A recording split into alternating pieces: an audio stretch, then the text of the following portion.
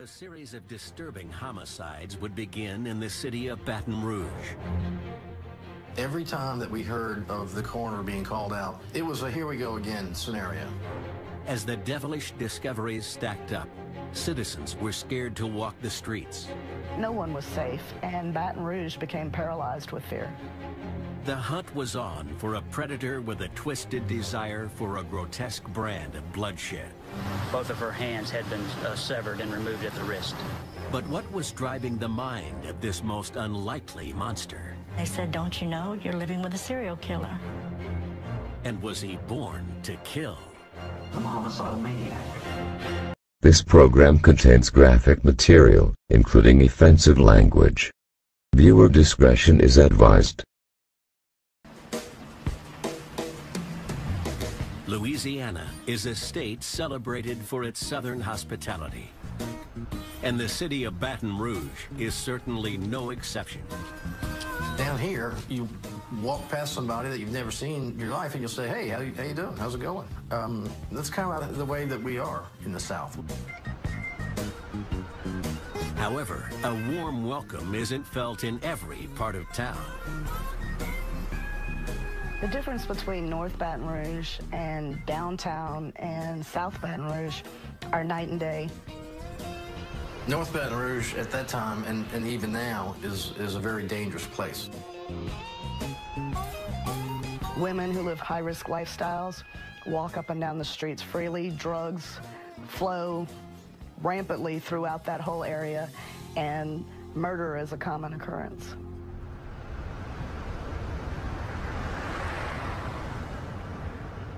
One such woman was local mother of two, Donna Bennett Johnston. She was addicted to crack for the most part. Wasn't really anything else that kept her out. That was the thing that kept her on the streets, looking for the next high and everything. She was a mother still, you know. She just had a problem. To me, she was just, you know, great person, great woman. Like, everything that she did, she just gave all her heart and soul to it. You know, she was one of them people that loved deeply. You know, I remember her calling me in the evening times, just out of the blue, just to say, "I love you." Justin had become accustomed to his mother's disappearances. Some days she would just pop out and leave, and we'd wake up next morning and she would be gone, but all in all, we just, you know, kept faith that she would be all right and one day she would, you know, get better.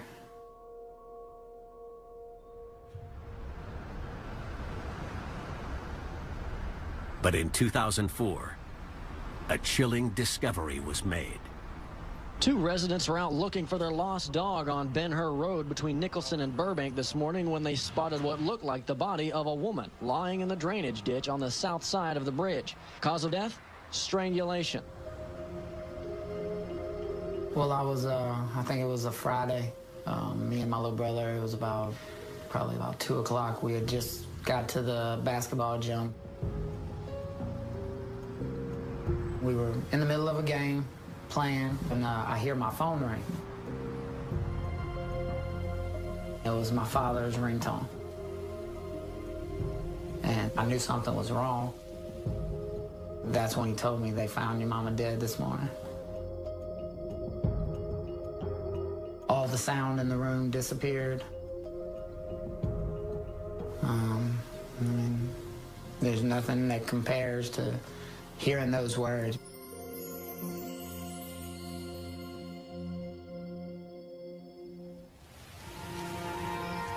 Detective Todd Morris was called to the disturbing scene. She was recovered here face down, displayed on the side of this canal bank.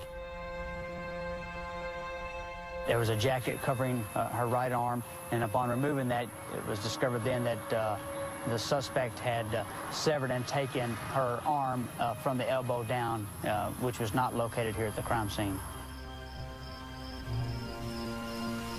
There was also on her right thigh a approximately 3 by 3 inch square area that had been removed and had been taken by the suspect. Investigators believed the victim to be the latest work of a serial killer who was snatching women from the streets of North Baton Rouge. It's a city's worst nightmare. It's an investigator's worst nightmare to know that you have a person that's going around doing these type of horrendous acts to innocent female victims and what he's capable of. This sick individual is preying in our community, preying on innocent females, so you're thinking, okay, when's the next victim going to happen? Yet no one dared imagine that this sadistic murderer had been claiming victims for a decade.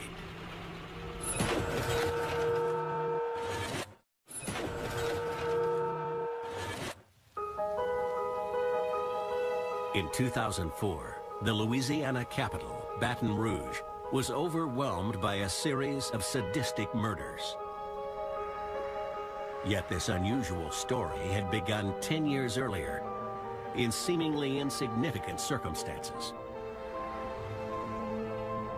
In March of 1994, Terry Lemoyne, a Baton Rouge native, would be introduced to a man who would change her life. I was a manager at a convenience store, and I liked working the night shift. One of my best friends comes in one night and tells me, I've met this person that you just have to meet. And she introduced me to Sean. The feeling I got from him was more like a nerdy little guy. And safe. Because he just had the look of someone who had just walked off of a college campus. You know, somebody who would be playing with the neighbor's kids.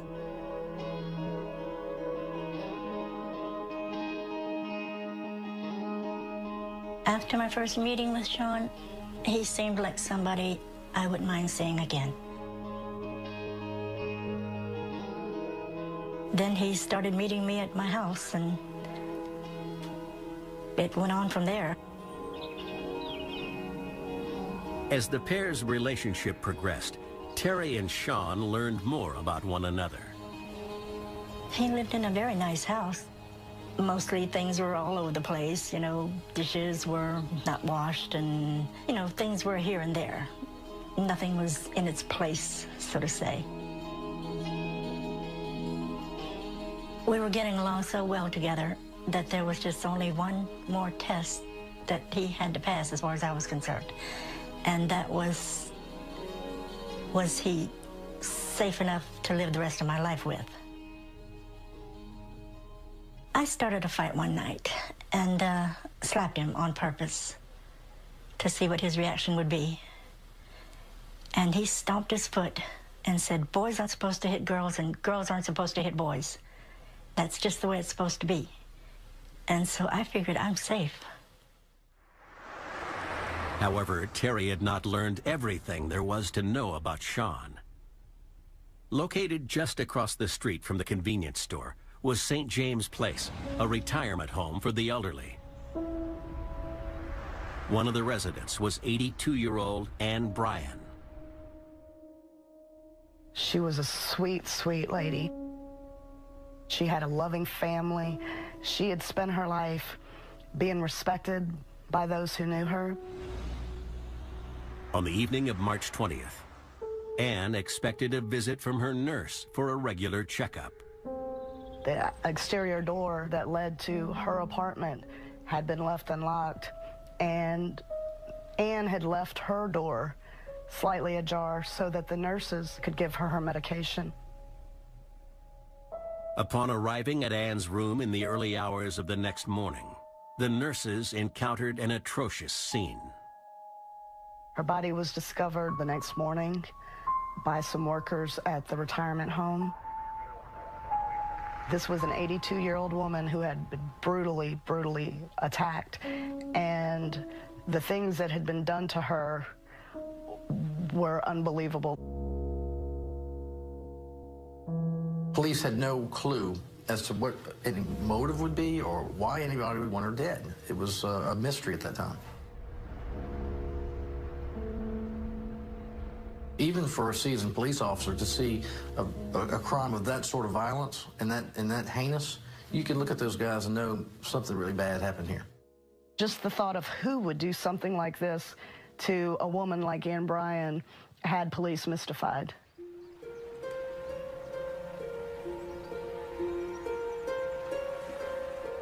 Terry Lemoyne's new love interest, Sean Vincent Gillis, was a man with a troubled past. His difficulties began with a traumatic incident involving his father, Norman, and his mother, Yvonne. Norman got drunk, and Yvonne came into the house, and Norman had a gun to her young son's head and threatened to kill Yvonne and to kill Sean. Norman was taken away from the family and put into a mental institution. Sean's father was a troubled man. He certainly drank a lot. He experimented with some medication and stuff, and that created a lot of difficulties in his life. In high school, the young Sean was mentored by his teacher, Robert Bum. I started here in the 70s, and I taught here for 30 years. I met Sean, basically liked him. He wasn't super popular. He probably was a fringe kid a little bit because he didn't play sports and wasn't elected to any offices. But he was a good kid to have in class because he did his work, didn't cause any trouble at all, never. Despite outward appearances, Robert believed Sean was far from a happy child. Most of the kids that went to that school, their parents showed up for everything, and his parents never came. He absolutely had to take care of himself because I don't remember him ever having anybody at home that he mentioned that was waiting for him. I think, you know, when a kid is kind of has a family like he had, because it brought out a lot of anger and low self-worth. Wasn't any question about it. In meeting Terry Lemoyne later in his life, Sean had finally found someone with whom he could share his insecurities. What they saw in each other was someone who could provide what they each needed. And so they fit very perfectly like that. Yet Sean still had vices that he would try to hide from Terry. Sean was an avid pornography person. I would catch him now and then. That had a pretty big impact on our relationship.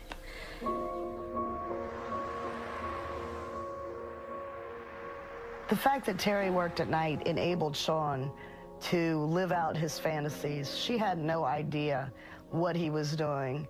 And he would spend a lot of nights out just driving around looking for women. One woman walking those very same streets was Catherine Hall. Catherine Hall had what we call a high-risk lifestyle, and she was known to be involved in prostitution from time to time.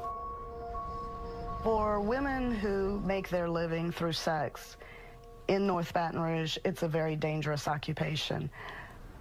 You become an easy mark for anybody who is looking to harm a woman.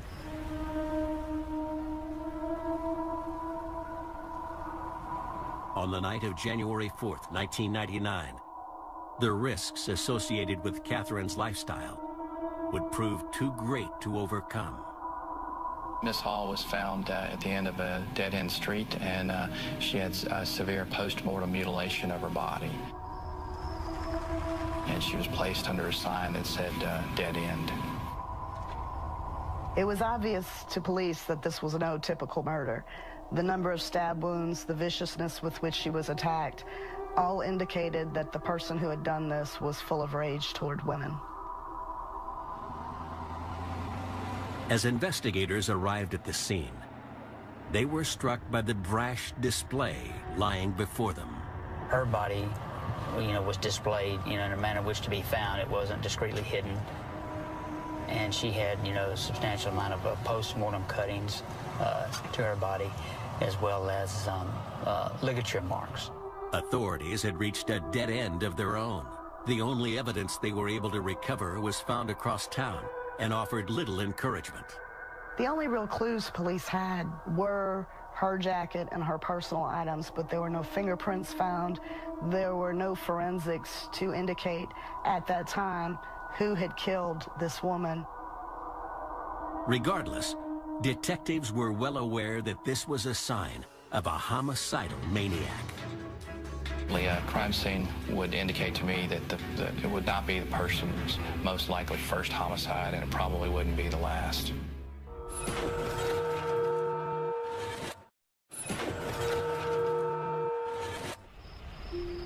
In the 1990s, the bayou backdrop of Baton Rouge was home to a killer snatching women from the streets.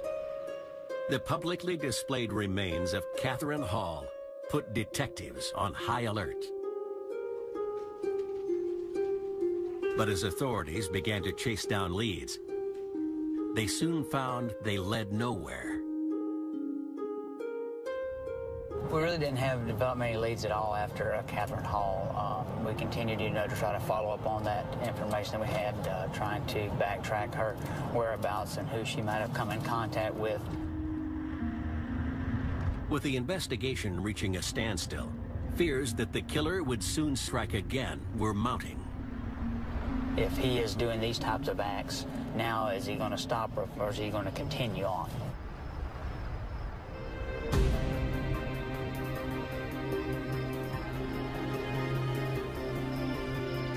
Meanwhile, the cracks that had begun to appear in the relationship between Terry Lemoyne and Sean Vincent Gillis were beginning to widen. He would come home at 5 in the evening, and I would be just going to sleep to go to work at 11 at night, because I worked from 11 to 6 in the morning. So we didn't see each other too much. I would go to bed, and there were times when I would get up and find him gone and ask where he had been, and he couldn't give me an answer. Naturally, you think the worst. I'm thinking, who's the other woman you're going to see? Sean's behavior would continue to arouse suspicion. One morning, when he picked me up, there was a horrible smell in the car, and I asked him what on earth was that odor. And he told me he had hit an animal on the way to picking me up, and there was still blood on the car. And that's what the bad smell was. So I didn't think twice about it, and I said, well, please wash the car. And I got out of the car, came into the house, and went to bed. And he told me he was leaving to go wash the car, and nothing else was ever spoken about it. Sean also began to develop a fascination with computers, exploring the darkest corners of the internet. This is when internet was just beginning, and he was just mesmerized with a computer. What got him interested was his obsession with going to websites that featured the bodies of dead women. He became obsessed with these bodies. He saw them on a daily basis. One time he told me, come see these pictures. He said, this happened in Baton Rouge. And he showed me a write-up about a woman that had been found in a ditch. And that shocked me so much, I just told him, I don't want to see anymore. Aside from his online interests, Sean kept a small group of friends with whom he would fall in and out of touch. One such acquaintance was Johnny Mae Williams. He met her in the store where he worked. She would occasionally come over and clean his house. They got high together. They enjoyed each other's company. Johnny Mae was a very special person. She was known to all as a great cook. She would do her friends' and neighbors' hair. She was a loved woman. Johnny Mae's decision to go out onto the streets of North Baton Rouge in January of 2003 left her family anxious for her safety. 9 months after Johnny's disappearance, Todd Morris would be called to a crime scene with haunting echoes of the Catherine Hall case. I received a phone call. We had another victim in a remote part of our parish. This was in October of 2003. A young boy who was out riding in the woods near his home, and his dog disappeared, so he went looking for his dog, and instead, this young boy found her body. Upon examining the body, Detective Morris was confronted by a morbid revelation. Her remains were not covered up. She'd been there for some time. There was a jacket on near her right hand, and once you get up close and start examining her remains, you can see that both of her hands had been severed and removed at the wrist. The similarities to the Hall case were ominous. The manner of death, which we've identified as a strangulation, ligature marks were identified, and now you're thinking back to your Catherine Hall victim, where the postmortem cutting and some dismemberment took place. The results of the autopsy would identify the body as that of Johnny May Williams.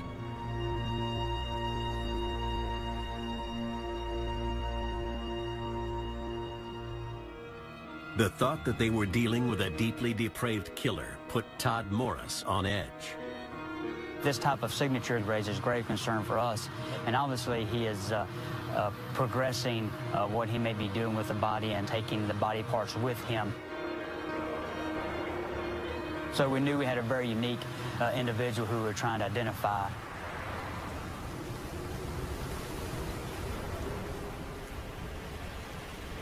Sean Vincent Gillis was a man whose life often strayed beyond the bounds of the ordinary. Well, he certainly had a very close bond with his mother. She was a woman who wound up in a very difficult situation, and she worked very, very hard to try and do everything she could to provide for Sean in a way that was best for Sean. In 1992, Yvonne Gillis would leave town to pursue her career, leaving the house to her now 29-year-old son. At the time, he was very angry that his mother had left him. He felt abandoned, and he really did not have the coping skills to deal with life on his own. Neighbors reported hearing him outside banging on garbage cans in the middle of the night, howling at the moon. So he had a difficult time when she left, but it also presented him an opportunity to do what he wanted. That's when he began to really spend a lot of time on his computer, delving into the darker side of life that fascinated him so much. 12 years after Sean's mother's departure, Baton Rouge was in the midst of a string of horrific murders. The latest body discovered just a few blocks from the Gillis house. Donna Bennett Johnston was found missing an arm and dumped in a drainage ditch. The discovery plunged the city into a state of shock. Donna Bennett Johnston was a brutal crime scene. This program contains graphic material, including offensive language. Viewer discretion is advised. You could tell that whoever had committed this crime had done it in fury. People began locking their doors, locking their windows. Women began taking self-defense classes. There was such a range between the types of women that were killed that no one was safe, and Baton Rouge became paralyzed with fear. While the Catherine Hall and Johnny May Williams cases had gone cold, investigators were encouraged by the evidence available at the Johnston crime scene. It looks like a vehicle had backed up to that location and perhaps backed into the area, and maybe she was in the vehicle and then dragged and thrown into the canal. And that vehicle left tire mark impressions on the ground. We obtained the list of the people who had purchased that particular tire. Then another breakthrough. DNA evidence retrieved from the body of Donna Johnston matched the profile found on the other victims. We had his DNA profile on 3 of our victims. And now we have a tire track that we've identified that's left at a crime scene. Detectives now believed it was merely a matter of time before they would get their man. There was some excitement among the task force members, knowing that we were linking these crimes together. So, you know, we knew we were headed in the right direction.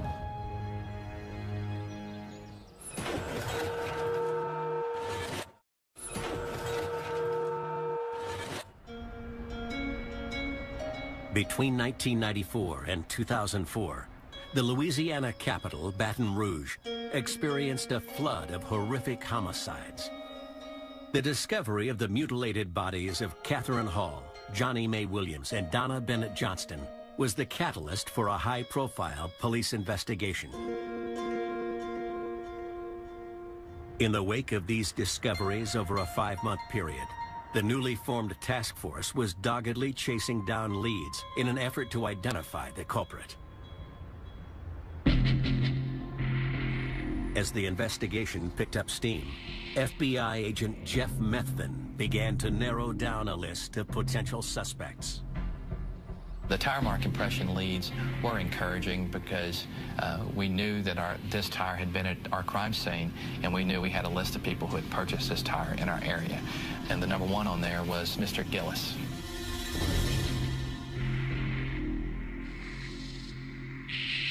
One morning, after I'd gotten home from work, 2 detectives showed up at the door and wanted to speak with Sean. And he walked outside with them, which I thought was rather odd. Why couldn't they talk to him in here in front of me? And then he came in and said, they want me to go downtown. And so we walked outside, and we were standing in the driveway walking toward our vehicles, and Sean asked, can I smoke a cigarette before we go? And of course we said sure. He smokes about half of a cigarette, drops on the driveway, places his foot on it to extinguish it, and he said, let's go get this over with. At the Sheriff's Department, Agent Methvin would question Sean Vincent Gillis on his connection to the Donna Bennett Johnston crime scene. Do you know why we're talking? We're talking because you had some tire tracks that possibly came from my car there. And from those tracks, it appears she was unloaded from that vehicle and thrown into that canal. She was not unloaded from my vehicle. After the initial interview and Gillis's denials, detectives took a sample of his DNA before they were forced to release him. He came home and he cooked. We sat down together. He didn't even turn the computer on. And we watched a movie together, and we spent the evening together. And about the end of the evening, I said, okay. I said, what happened? I said, who'd you kill? And he said, nothing. He said, just wanted to spend the evening with you.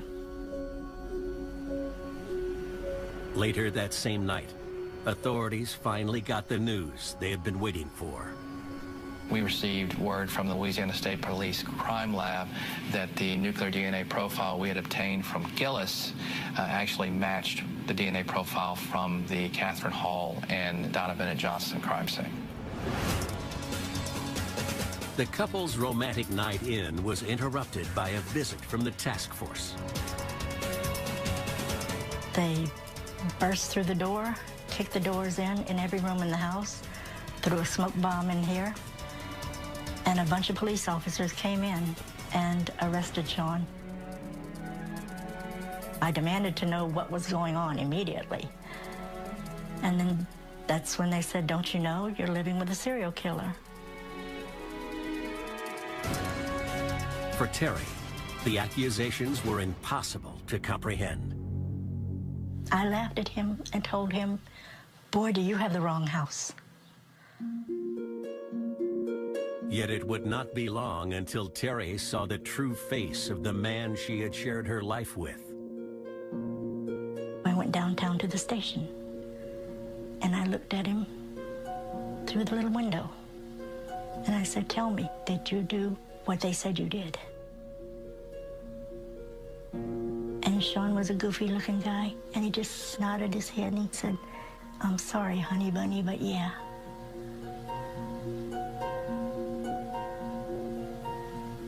And my whole world just ended.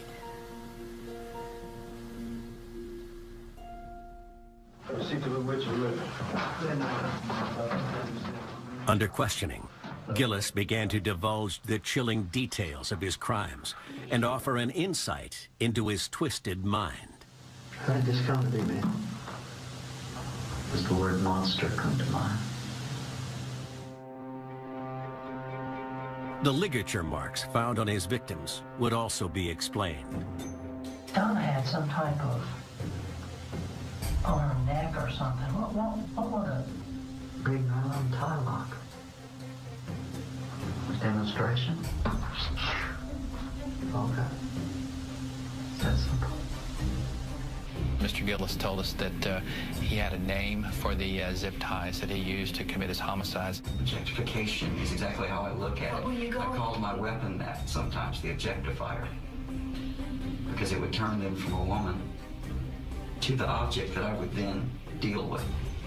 His primary goal was to kill the victim as soon as possible, because it was not the act of killing that he was interested in. I'm talking about manipulating dead bodies. It's an interesting term you used. That's exactly the way I looked at it. And would it surprise you that the control of another being's limbs is a part of it? In almost every case where the sexual murderer engaged in necrophilia, they also had a partner. Necrophilia is basically just another deviant sexual arousal pattern. This was arousing to him. This was really erotic to him. And if he wasn't apprehended, it would have continued.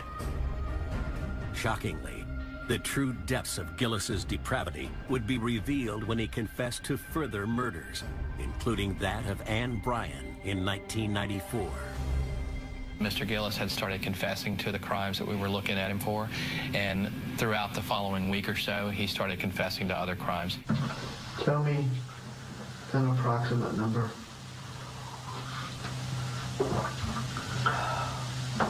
1, 5, 6, 7.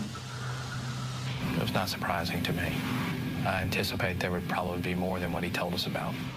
I honestly don't count. I don't count coup. I don't.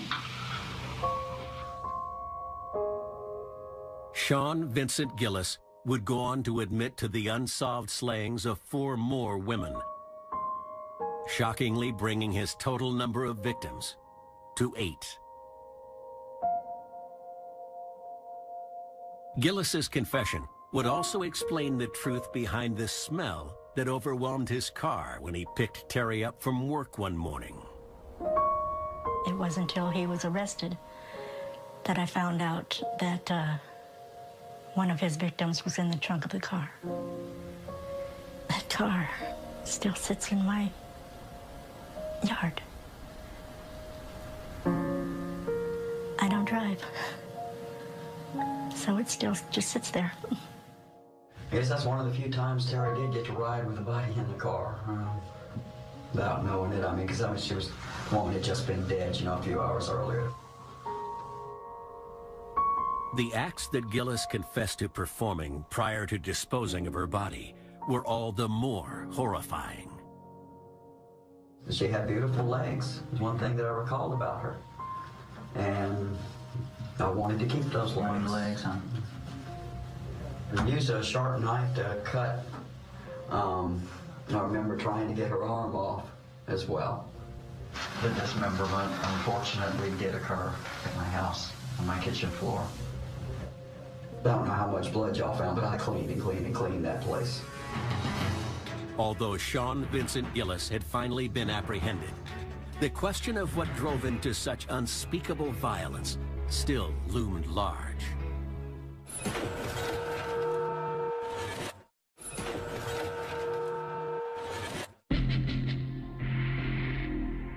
In 2004, the arrest of Sean Vincent Gillis brought his 10-year reign of terror to a close.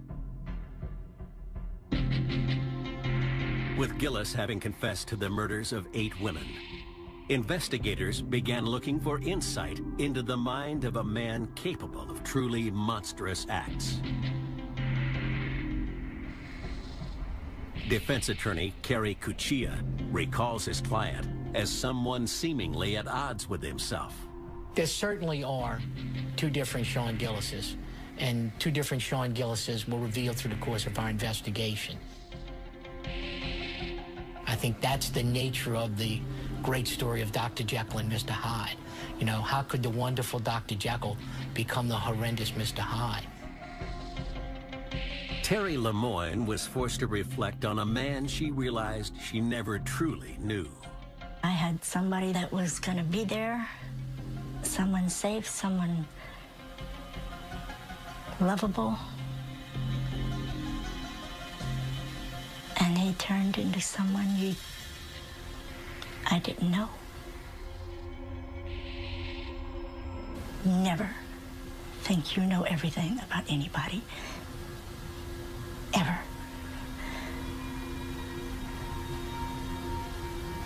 Never. The question of what might have compelled Sean Vincent Gillis to commit such crimes was one that fascinated those searching for an explanation. He had a great interest in a particular website that he would go to, and it had crime scenes from all different crimes. Bodies would be laying there, and the police tape would be up and things like that. So in retrospect, I don't think he was more enjoying it just to do it as he was feeding some type of desire that he had to have his own crime scene. One other thing about Gillis is he photographed a number of his victims, and he did this because he was creating his own pornography. What he would do is take a look at those pictures and use that as a stimulant to fantasize about what had happened. Gillis himself would claim his twisted and violent perversions had been evident for some time. I tried to kill my cousin once to feel her breasts up. How old were you? Oh, we were about 12, 13. What about funeral homes? Funeral homes. This will go back to the childhood. I spent a lot of time, and my grandmother had a funeral home right across the street. And me and my cousin, I mean, we would do morbid things like sleep in the coffins. A lot of people can't believe that, but we would do it. The number of individuals that harbor these very perverse, sadistic fantasies is much, much larger than the small number of people who actually act them out. The individual who acts out and begins a series of murders has harbored these fantasies for 15, 20 years. And unfortunately, once they get away with it with one individual, they become then emboldened. Anyone who has these extreme inclinations typically figures out a way to compartmentalize. Typically, people who are driven by sexual compulsion or there's a sexual element to their murders, that becomes addictive.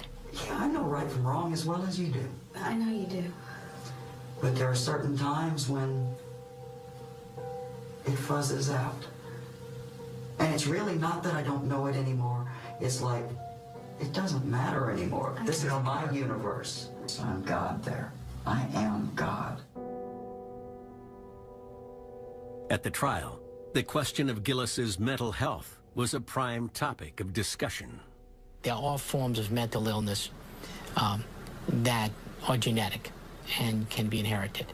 And there are indications about Sean's father having a lot of mental health treatment.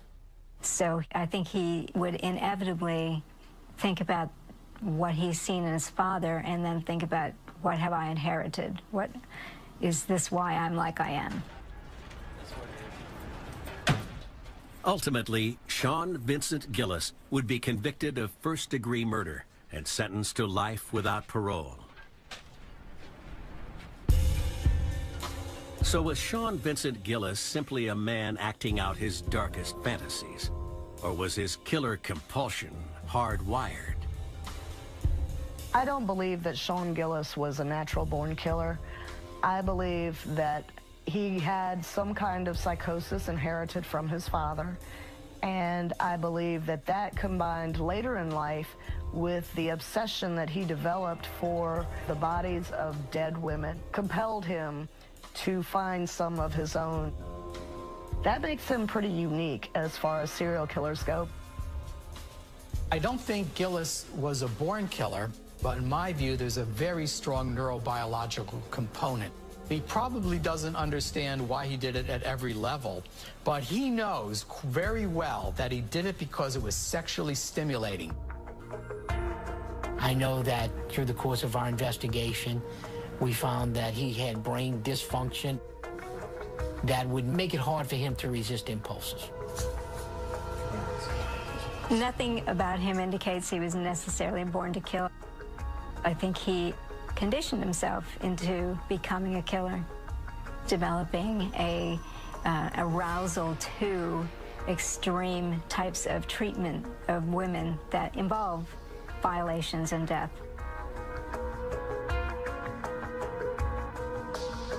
I tell my kids all the time, you know, as they're growing up and they're learning about life, that there are dragons to slay, and Mr. Gillis is an example of that. Whether or not he was made or nurtured to be what he is, the end result is he was a dragon and we needed to stop him. During his interrogation, Gillis would offer his own opinion on the nature or nurture debate. At one point I could control it.